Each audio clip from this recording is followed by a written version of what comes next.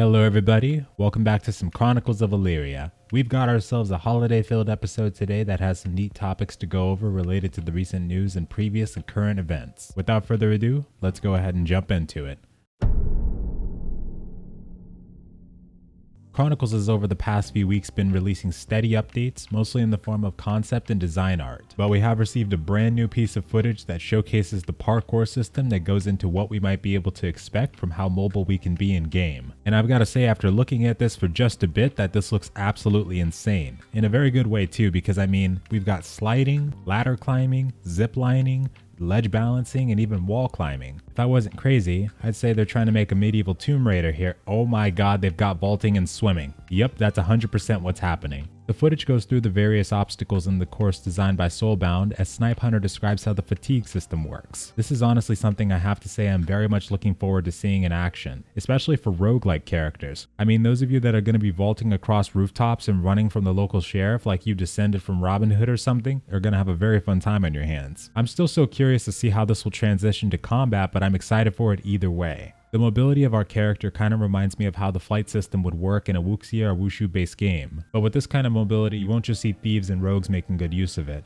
Of course, you'll see warriors of all types, but also archers, darting across rooftops to assume a better vantage point and all kinds of freedom as a result. Both combat and exploration wise, I think the fact that they continue to pursue the parkour is genius. That's a great step in innovating to really deliver the next generation experience, and I cannot wait to see more of this, especially the crafting system. We've got to make it happen. Following that up with another very quick topic to touch on would be the shiny that was posted on the 27th that showcases some of their concept sketches for wetland wildlife. And in it, we get to take a look at some of the design of wildlife with very different animals showcased here. It's then stated that the sketches like this are very important to ensure the designers are able to collaborate rapidly with the amazing artist in the art guild. And after that, we get a bit of a showcase featuring one of the tribes of Elyria. I really shouldn't even try to pronounce this one, but I'm going to call this one ERISHE. And I know that pronunciation is bound to grind someone's gears, so I'm sorry you had to hear that in advance. Moving on though, we've got a quick description from Vi before diving into these design art pictures, and in it she talks about how some of us are already aware there are more than 8 general tribes in Chronicles of Elyria. Some of them, like the ERISHE that we see here, will not be available to play at launch because they will actually exist on other continents. These continents will be large masses of land filled with untold riches and all manner of new experiences, far as the eye can see. The only thing is, we as players have to figure out how to get to them. But from the sounds of it, these might even be what I'd call expansions, or at least some of the first ones that we'll see. But then again, it's very cool in a sense because this sort of expansion we have to discover, which does sound very exciting, especially because it reminds me of experiences like in Mortal Online, where we as players had to all manually band together to build what was known as the massive bridge to Sarduka, the mix between desert and jungle continent. Except in Mortal's case, that continent had far more nightmares than riches, and we loved it nonetheless. Moving it up to the 12th of December, we have another shiny that's titled Shine a Light on My Soul.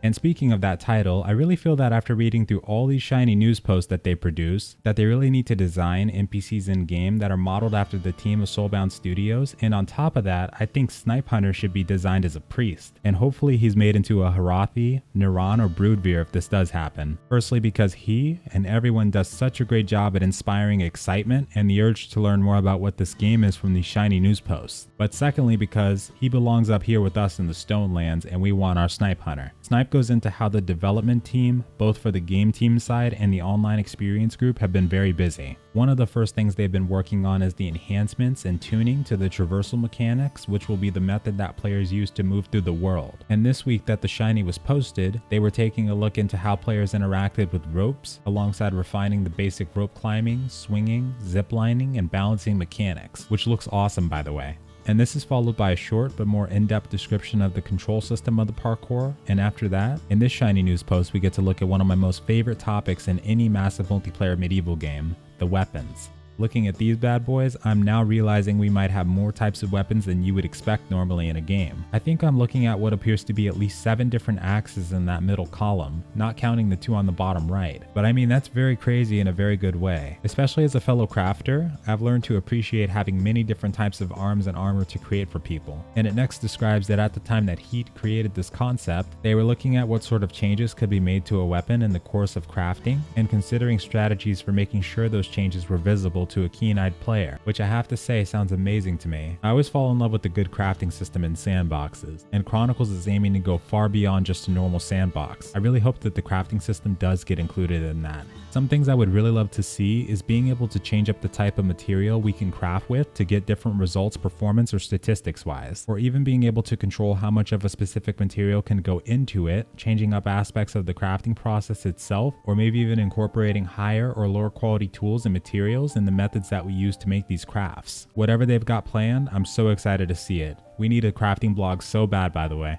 In the next image, we get answers to a question that has been asked many times on Earth, as Snipe describes. That question is, what exactly does a soul look like? In Elyria, Snipe states that a soul should help you convey to us what sort of affinities it has. Like we might be able to tell the difference between a light and dark affinity spectrum, or something more abstract, like this specific soul has more expertise in soldiering, or even both types of affinities at once. But as they get closer to implementing the permadeath mechanics, they look to things like these creations that Heat put together to explore on how that sort of thing might be conveyed. And for the final piece of the pie, we've got a homely Christmas picture for the wonderful Broodveer, wishing one and all a merry holiday during the longest night. Because speaking of the longest night, some of you may, or most of you probably know about the collection storage box event that popped up a little while ago. That was showcased in the merchandise store. Now what these are essentially is boxes that you can buy during the duration of this event, all the way up to December 31st. These contain 15 past promo items from a set of 35 plus, along with 3 new ones and a voucher for a limited storage box. And the reason this sparks so much attention is because these are seen as a loot box. The reason I wanted to comment on this is because whether or not it interests you to purchase one of these, I can assure you as someone who participates in these promotions like many others do, the items you get in these boxes will be no different than the stuff that longtime supporters have already been buying. So basically, if anything, people that are new to Chronicles or want to get some goodies that they missed out on are what these are for. But they aren't going to make you like a god amongst men or anything like that.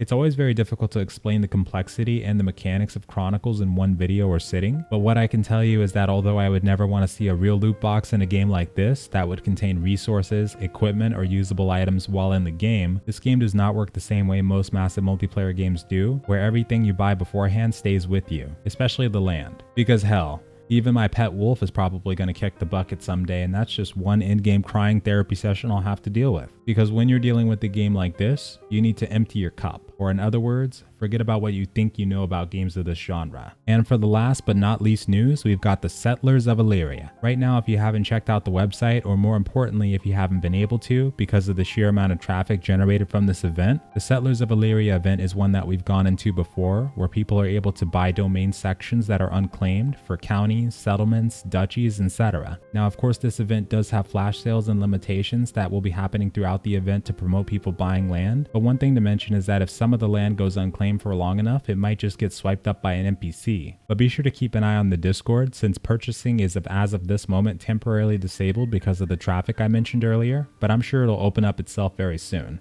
And with that, folks, that is all the news we have to go into for Chronicles of Elyria. We are all caught up, and now we can sit back and wait for the next developments to arrive. Hope all of you out there and all of you at Soulbound Studios have a great holiday and new year. Thanks so much for watching, and I'll catch you for the next one. And farewell.